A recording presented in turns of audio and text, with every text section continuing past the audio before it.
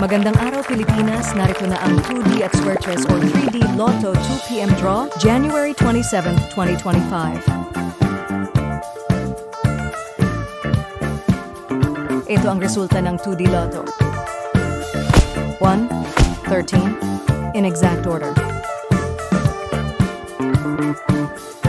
2D prizes para sa straight, 4,000 pesos para sa rumble, 2,000 pesos. Ito ang resulta ng Square o 3D Lotto. 0, 6, 4, in exact order. 3D prizes para sa straight 4,500 pesos, para sa Rumble 3, 1,500 pesos, at sa Rumble 6, 750 pesos. Kung ikaw ang maswerteng mananalo sa 2D o 3D, may plano ka na ba kung paano gagamitin ang pera? Please share your ideas sa comment section para maging gabay at inspirasyon sa iba.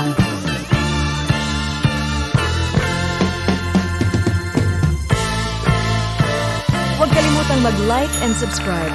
Magandang hapon at maraming salamat Pilipinas.